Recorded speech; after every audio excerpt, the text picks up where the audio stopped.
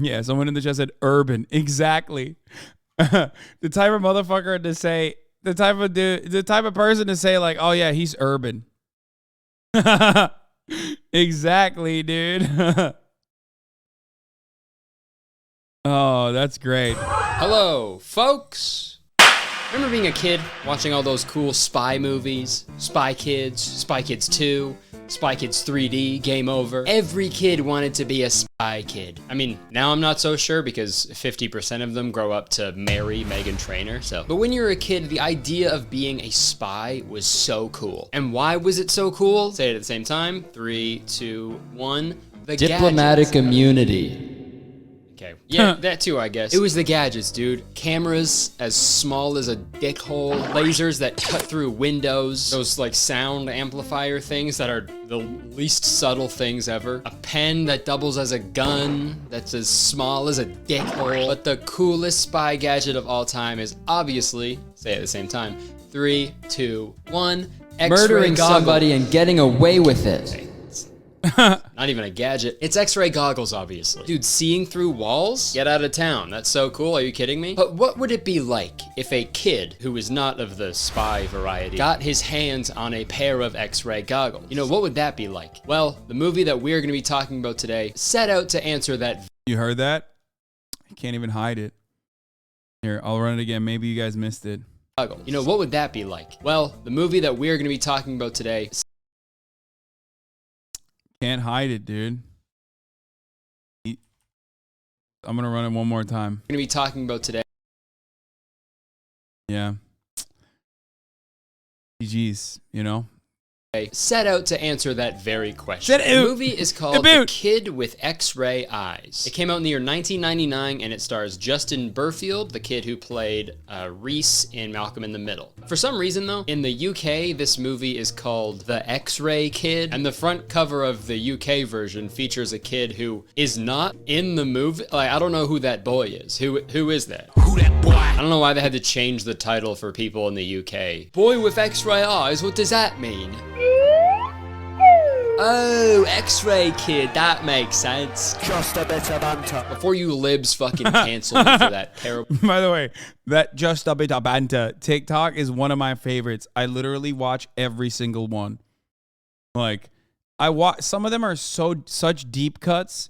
Some of them are such deep cuts that, like, I'll still watch it. It'll be like about Santa Cruz, and I'm like, why is this being shown on my timeline? I know nothing about Santa Cruz, but I'm still gonna fucking watch it because I love hearing the guy. Yeah, Chippies, just a bit of banter.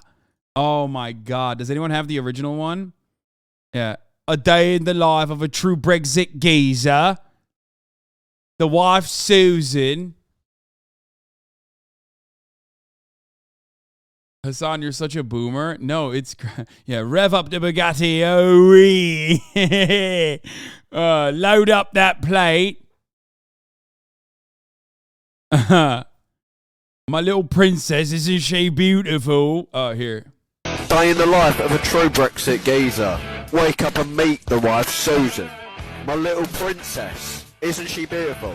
Time to take George to football. Rev up the Bugatti. Quick stop at Toby's and load up that plate. Get a pint. Scran. Pitch looking lovely today, lads. Just a bit of banter. Chippy makes a 38-0 loss better. Pop down local pride. Good old pie. Look at that. Susan made dinner. Lovely. Pop down, have a couple pints with the lads and finish up at the Fortress of Dream. I fucking love that. And then everyone made their own version of this. Everyone made their own version of that same TikTok, basically. And it's always great. The audio carries, in my opinion. Yeah. 38-0 loss better. You right, mate? Stop slagging off the Queen's English, you yank. That's right. I fucking am slagging off. I saw a Long Island one that killed me. Here's a different version of that. Wait, is this it? No, dude. Come on. Show me the fucking... show me another version of it. Do you have another version of it? All right, whatever. Let's just continue. British accent. I'm just joking, okay? I know British people are just... Wait, what is this best one yet? Oh, I can't. They're photos. You have to send it to me on YouTube because they're photo. It's always a photo compilation. It's an urban legend. But this is the American cover. You got a smoking hot babe in one lens, and then a smoking hot skeleton in the other lens. Now that's what I call a boner. This movie is like really bad. If I saw it when I was a kid, I would have loved it. I would have watched this movie all the time. But there are some aspects of this film that are just purely insane. So without further ado, let's watch The X-Ray Kid, or The Kid with X-Ray Eyes. The movie opens up on an epic car chase with our main character, Bobby, behind the wheel. And beside him is his sexy sidekick who's about to kill herself. I think it's time for our secret agent. We can't let the bad guys take us alive pills. Yeah. And then a plane swoops in and tries to blow them up, but Bobby expertly dodges all the bombs while calling this grown woman baby way too many times. Save it, baby. Better freshen up, baby. Hang on, baby. So after that huge spectacle... The fuck is that? So after that huge spectacle of an action sequence, we find out it was only just a dream. It was a stupid dream. Oh! Yeah, it turns out Bobby's just a regular old kid. He's not some super cool spy who's dating an adult woman. And then immediately after that fake car chase, we cut to another car chase, but this one's real this time. And this one's featuring the fucking king, Darren Norris. He's known for a bunch of other awesome shit. And in this movie, he plays a CIA agent named Harry Stamper. Just gonna get this joke out of the way. I've got a Harry Stamper right here for you. So Agent Stamper is getting chased by these two bad guys because he's got some precious cargo in that Deal or No Deal briefcase in his passenger seat. And you don't need X-ray goggles to know that there's X-ray goggles in that briefcase. And I gotta say right now, spoiler alert, this movie has one of the worst cases of terrible aim from the antagonists. They cannot shoot anybody, dude. Like, they are worse than stormtroopers. Show off. Show off. I missed him by a lot, but you only missed him by a little. I guess that's why you're the boss. So, Agent Stamper, a CIA agent, you know, agents who are supposed to be like adept at fucking everything. They got all their stats maxed out. He's driving away from these bad guys on a completely empty road, and then this happens. I love that they're driving at like the speed limit, by the way. That's pretty funny. Like every scene, like the way it's shot makes it seem like they're driving at a comfortable 25 miles per hour pace. Guys on a completely empty road. Like look at that. Like there's no hard turn there, nothing. They're following the traffic laws, which is of course closer to real life. Let's be real. I mean, we've seen the car chases. Happens. Bro, stealing content? I love stealing content from Kurtis.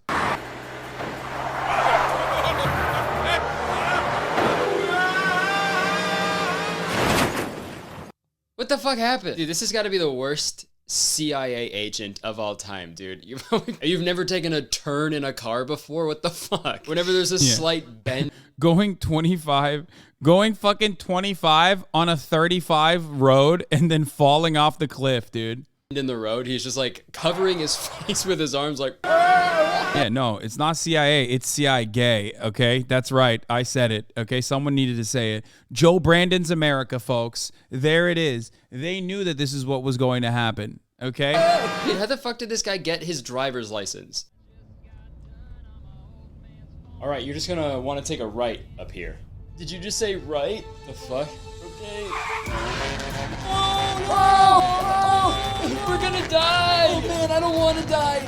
There's so much left undone. Oh man, did you just say left? Yeah, but like not the direction. Okay, so back to the film. The bad guys look down into the water and see that the car is gone. So they assume he's dead. But they still need that mystery suitcase. So the bad guys leave for some reason, and then fucking guess what? Agent Stamper survived that somehow. And he not only survived it, he's covered in seaweed. What? He fucking walked it off. He was covered. How did he get covered in seaweed? Dude, the 90s were so awesome. No way you are laughing at this. I know it's fucked up. It's fucked up that I'm laughing at this guy who suffered, who survived a car crash like that. Like you just walked away like fucking nothing happened, dude. I guess you don't need to be a good driver if nothing can kill you, right? So now we cut back to Bobby. His parents are driving him to his uncle Chuck's house for the weekend because they're going away for their anniversary. And of course, that is the most 90s father, okay? The most 90s like rich mom, rich father. For their anniversary. Okay, you know this is a stoop kid. Okay, they leave the key at the stoop. Anniversary. Or what is it called? Like not a stoop kid, a fucking latchkey kid, right? Of course, Bobby's still going on about this spy nonsense. Robert, that spy nonsense is gonna rot your brain. He's 12, Drake. I'm sure that's not the only time that sentence has been said. What about your relationship with Drake? I love him. I met him in Australia, and he's honestly so fantastic. And we just texted each other the other day, and he was like, I miss you so much. I was like, I miss you more. He's 12, Drake. So they drop Bobby off at on the side of a street and like make him walk the rest of the way to his uncle's beach house. Chuck's house is right down there. Nothing. Curtis not pulling punches against Canadian legends. Respect, okay? Respect plus mission accomplished. It's gonna happen to him. And yo, dude, check it out. His fucking hat says SMP, bro. Minecraft. It was only just a dream. That's what the hat is. Okay. So we now cut back to the bad guys, and they're on the phone with some underwater divers. Diver, I hardly know her. These divers are very good at their job, okay? Not only do they show up in fucking minutes, but they can also talk underwater. Can't find anything. Curtis is gonna get fucking crimed after this, bro. He's coming after Drake stands and Dream stands. Okay, that is, oh, Jesus. Yeah, Canuck on Canuck violence. We hate to see it. No, I think this is justifiable. Drake slander. What do you mean you guys, bro? Why? Oh, okay.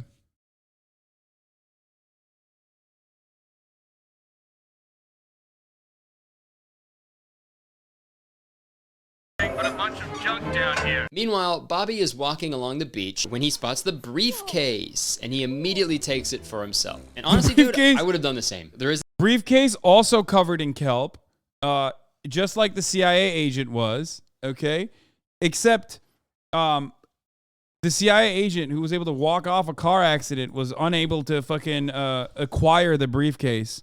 Maybe because it was covered in kelp. Duh. Isn't a name on it or anything. Like, why would you even try to figure out who it belongs to, right? I think it's a closed case.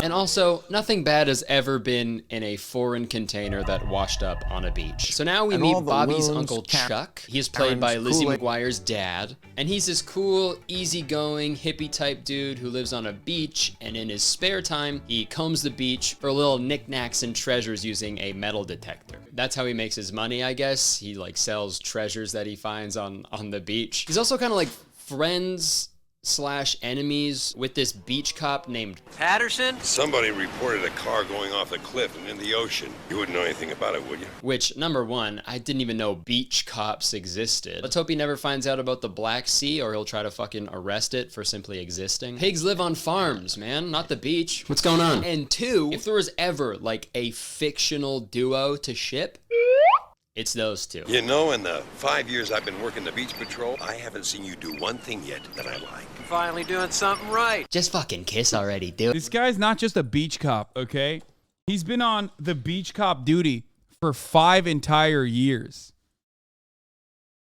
Notice how I glanced over the Black Sea joke because I'm Turkish. Just saying, for me, Black Sea is simply just a very important sea, okay?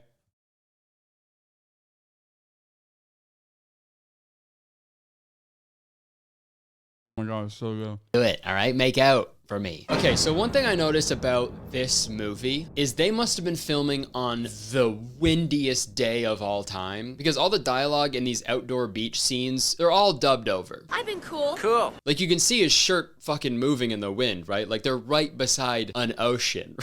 And it must have been so shitty to be one of those actors, and like, you finally rapped on this fucking crazy shitty movie, and then they're like, hey, sorry, remember all the lines you said on the beach? Yeah, they're all bad. We can't fucking hear any of them. We gotta come back and do them again. Hello, it's me, editing. Pay no attention to my shirt. I noticed something in this scene that proves my point of it being dubbed over, even more so. In this scene that I just played, there's a jump cut that they added in to the movie. I didn't change this. This is what it looks like. Finally doing something right. So they must have added that jump cut to make sure the new recorded lines of dialogue lined up with the old ones. And it doesn't look good. Like, that's like a YouTube edit, not a movie one, you know? I'm gonna keep editing, but you'll see me again. Goodbye. I know I'm nitpicking, but, you know, it just sort of takes me out of it, you know? I was totally believing this until now. But on the other hand, I guess it's better than the alternative.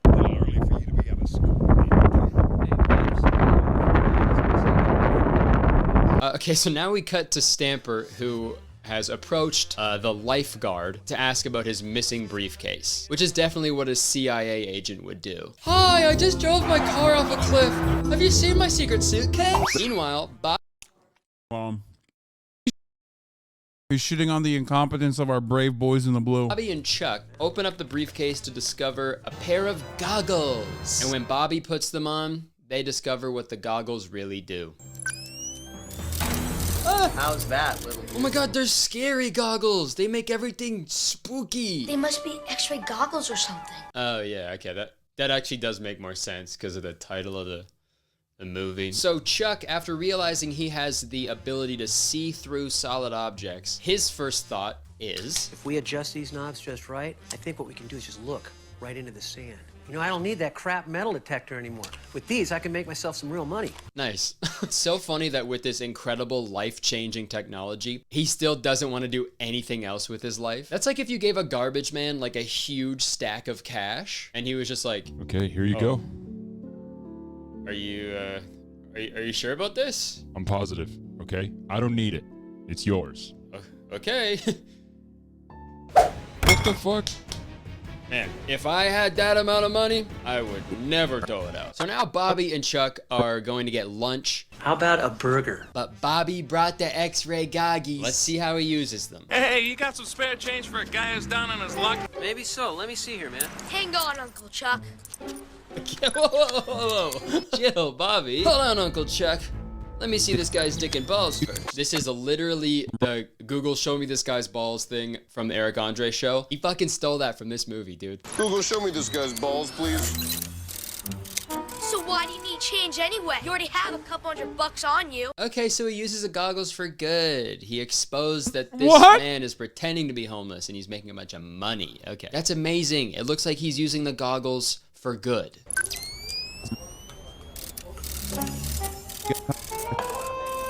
Hey. All right. Never mind. That's right, darling. Just us guys. Oh, what a cute little boy.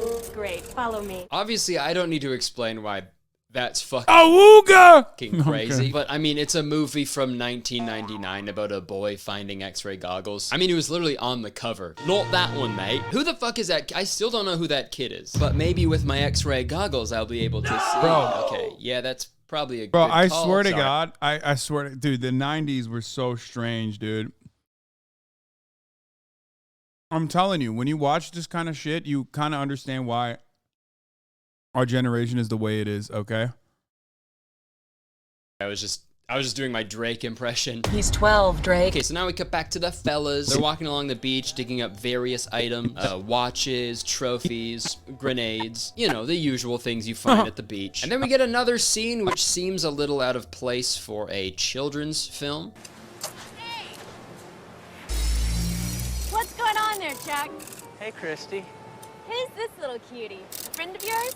Yeah, okay. How about we don't get a through the leg shot on a children's film? How about that? Hello, it's me editing again. Okay, so last night I was talking to my friend Freddie Dredd. I was telling him about this video that I was working on, and I explained the movie to him and the actor that was in it, and he was like, that's weird, because in Agent Cody Banks, starring Frankie Muniz from Malcolm in the Middle, there's a scene in Agent Cody Banks where he puts on X-ray glasses and like stares at a girl, like looks at her naked body through her clothes. I'm not necessarily sure what that means. I just think it's weird that 2 out of the 3 children from Malcolm in the Middle have both had scenes where they have X-ray goggles and are looking at, I don't know. That's the 90s, baby.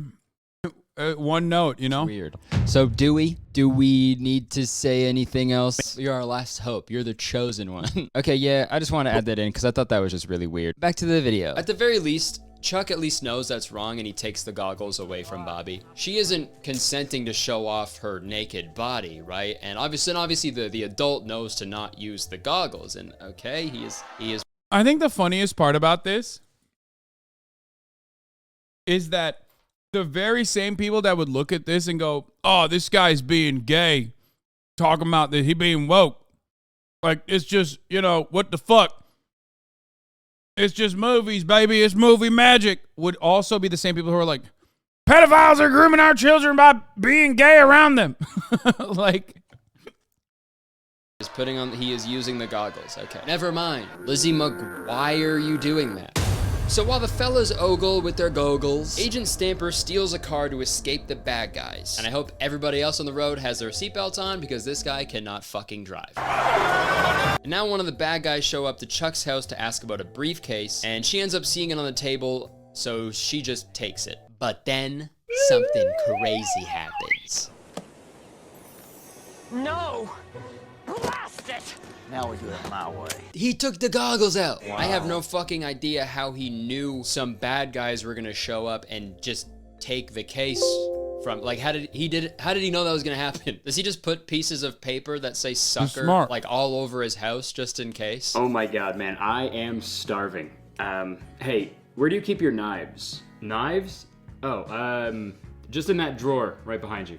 Awesome, thanks, man. No problem. What the fuck? Dude, why is this in here? Okay.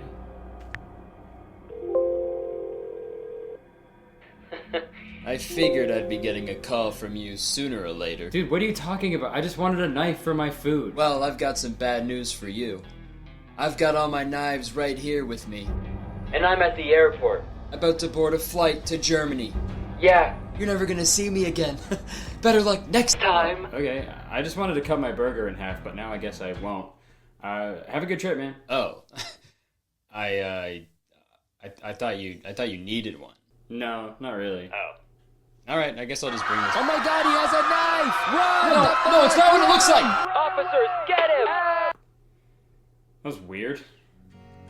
Alright, burger time.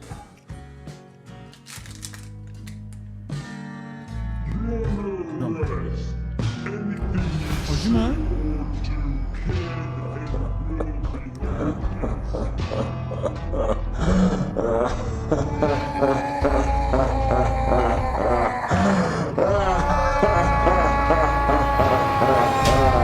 Back to the movie. So now we get yet another car chase, and this one is real also. Stamper is chasing Bobby and Chuck because he somehow knows they have the goggles. And dude, when Stamper drives right by the bad guy, gun out, he does not shoot, not even once. Good job, dude. So they go to chase him in their car, but their car doesn't start. Come on, you piece of junk. And honestly, I think they've got a guardian angel because sharing the road with Stamper is a fucking death sentence. So Bobby and Chuck realize that they're getting followed and they gotta lose this guy fast. So they do this.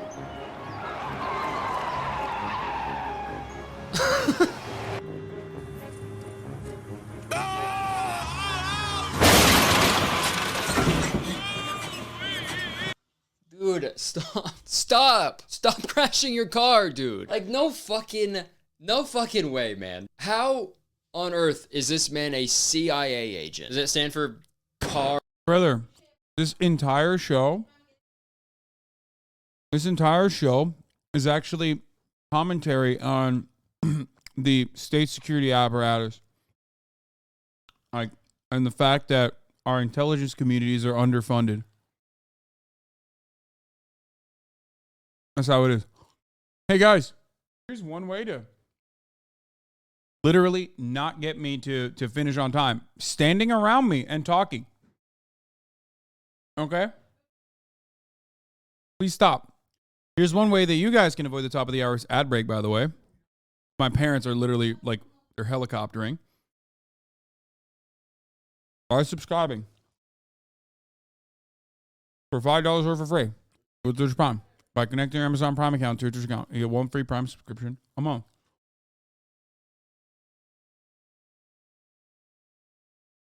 There's a woman I break now. Cars in air. Because that's what he fucking does every time he drives.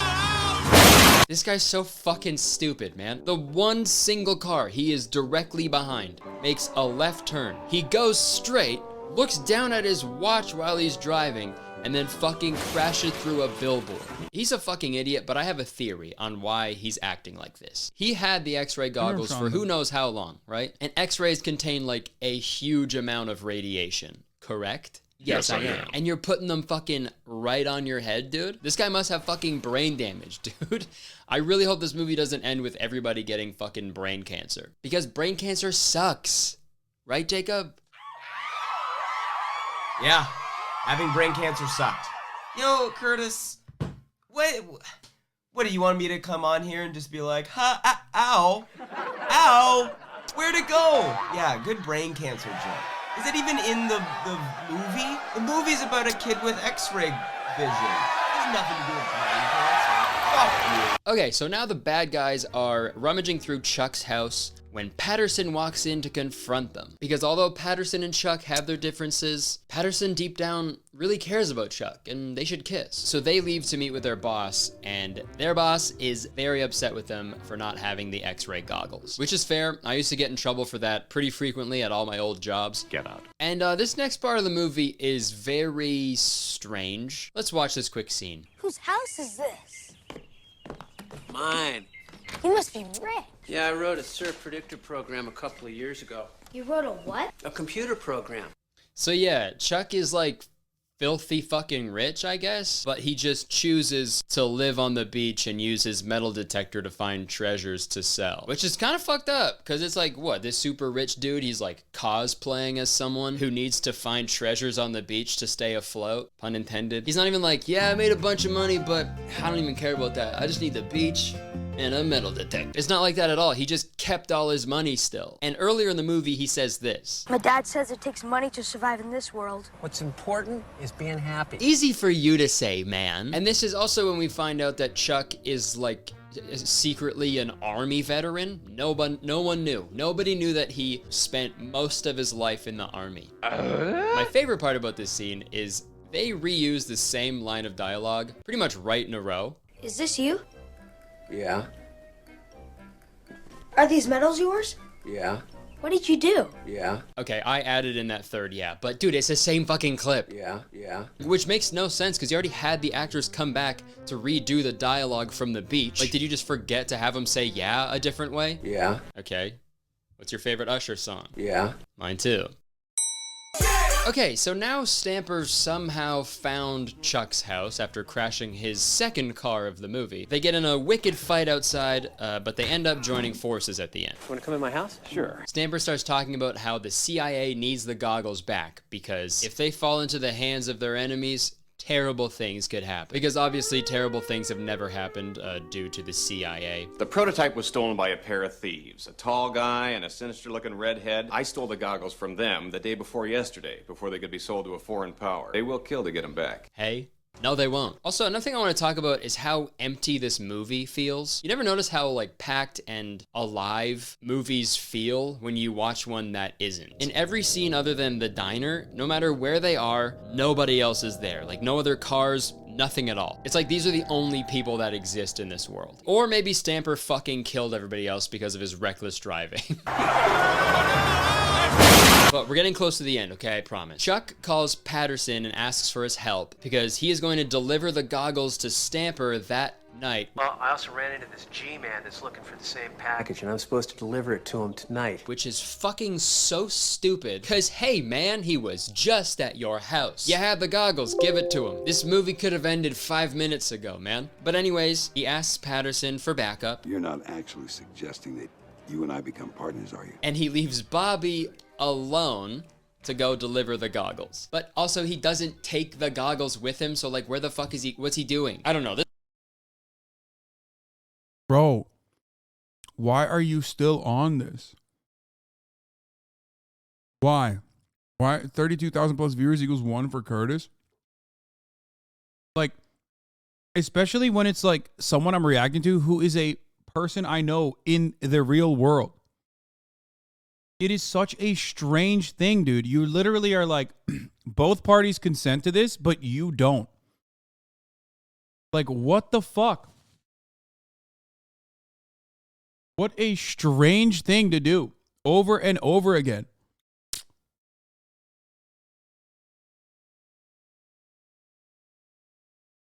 Like, do I have to ask you for consent? There was a TikTok that popped up about you reacting to the YouTube stuff. That's why there's so many freaks in here today. I don't even understand. I literally do not understand why people do this. Like, you are not, okay, I get it. Like, you don't consent, but if both parties actually fucking consent, why do you care?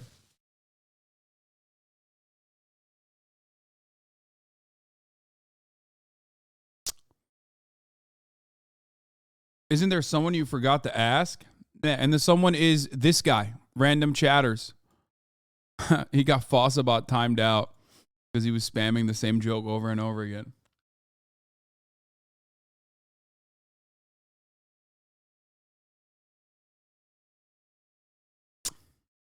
I know.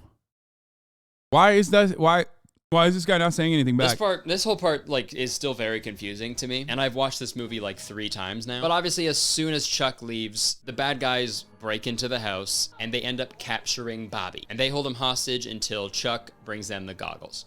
Do what I tell you and there'll be a happy reunion.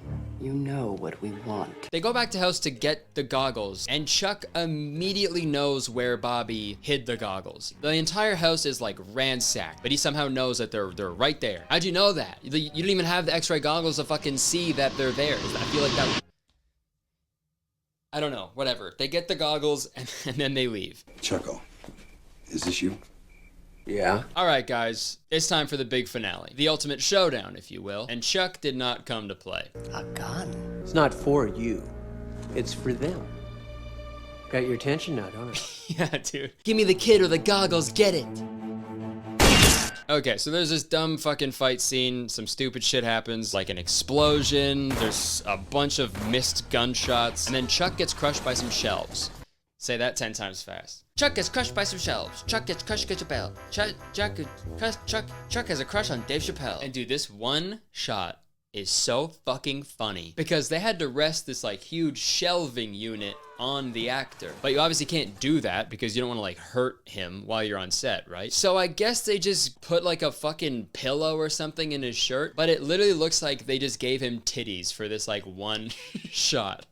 Need sucky sucky now, mommy. You ever get fucking hit so hard in the chest you grow some fucking mommy milkers, man? I'm surprised Bobby didn't throw on my goggles to catch a glimpse. But anyways, and I think they used a stunt double there because like his shirt is different. Look, him while you're on set, right? So I guess they just put like a fucking pillow or something in his shirt. His shirt's but it literally blue? looks like they just gave him titties for this like one shot. Need sucky sucky now, mommy. You ever get fucking hit so hard in the chest you grow some fucking... That's insane. Like, they didn't even try, dude. They didn't even put the same... Because, like, the stunt double is actually hitting the... How'd you catch that? Well, because I'm fucking goated with it, okay? These are the same eyes that helped me barely make it out of fucking bronze one time. Fucking mommy milkers, man. I'm surprised Bobby didn't throw on my goggles to catch a glimpse. But anyways, they all end up getting captured and locked up. But not before Bobby can get another look at Booby. Buyers already there?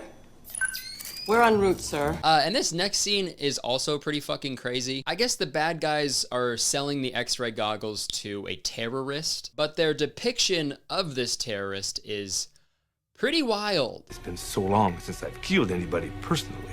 Usually I snap my fingers and it's done for me. Yeah, what the fuck? So everybody's locked in this room, but Bobby finds a way to escape through the air vents. Emergency meeting. I think Bobby's the imposter. I'm really sorry about that. Bobby ends up stealing back the X-ray goggles while the scientist running a diagnostic test on them takes a break. Oh, these goggles are fun. I need a break. It's a good thing everybody in this movie says exactly what they're thinking out loud. Goggles are gone. I quit. Bobby goes back to break everybody out of the room, and he's using the goggles to see which room they're in. And once he finds a room that they're in, he starts using like a pocket knife to pick the lock. But if you rewatch the scene of them getting locked in this room, the guy just turns a lock to lock it. What are you doing, Bobby? Why are you picking the lock? Just fucking unlock it, man. That's all you need to do. You see how fast the fucking brain damage is kicking in from the X-ray goggles? Okay, movie's almost done, I promise. And again, I know this movie is made for kids, but like, man, it seems like they just did not have a plan. Like, they did not have an ending for this movie at all. They just like rented this random office building, and they were like, yeah, I don't know, we'll figure it out when we get there. I don't know. Because watch this scene. I'll get the kid. I've got you now, you little punk.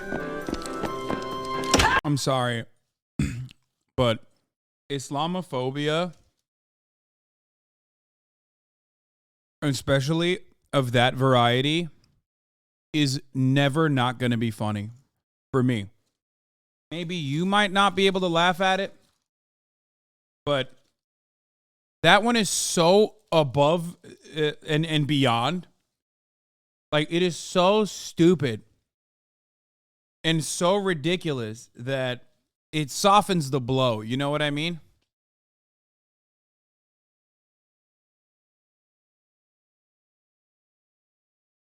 So I guess my perspective is like, if you're going to be Islamophobic, go so over the fucking top and so overboard that it's like, you know, this was pre 9/11 too, right? Yeah. Well, dude, I swear. Go ahead and try. Okay. Little kid. Okay, first off, I love the music playing in the background of this terrifying, like, oh my God, the kid is like literally murdering an adult with a fire extinguisher. Chase scene, you know? I've got you now, you Oh, Jesus Christ. That's why you guys wanted me to fucking rewind that. Holy fuck, dude. And also, dude, I didn't think I would ever say this on my channel, but like, hey, just shoot the little kid. Just shoot him. He's right in front of you, holding the goggles that you need, and you have a gun in your hand. Shoot that little pervert. So that's her taken care of, but we got one more bad guy that they got to deal with. And this final fight scene comes to a head when the bad guy has Chuck and Bobby at gunpoint. If I was in their shoes, I really wouldn't be worried based on their track record, but still. All hope is lost until Bobby comes through with the fucking 10,000 IQ play. You just had time to see me whack your old Uncle Chuck here. Well, you know, that'd be a neat trick considering that your gun's jammed. Yeah, right. Yeah, I can see it. The bullet's jammed sideways. You had me going, kid.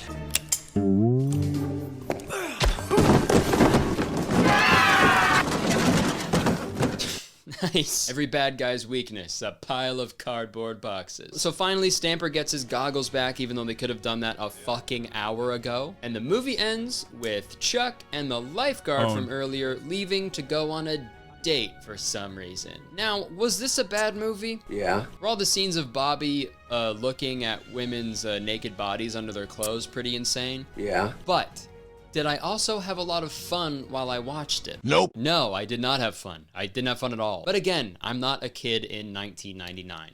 I was, but I'm not currently. But honestly, dude, if you had a pair of X-ray goggles and you looked at me, you would see an empty stomach. So let's talk about this week's sponsor, HelloFresh. Folks, that was fire. Great video by a friend of the show, Kurtis, who made promises and assurances to me that he would come on the broadcast and that we would hang out soon. And it's actually going to be happening soon in the upcoming month. So yeah.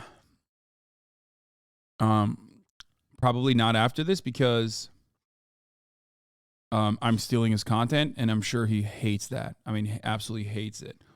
But yeah, be sure to like and subscribe, of course. Anyway, I have to go. So I'm running the last 3-minute ad break here. I am taking my parents to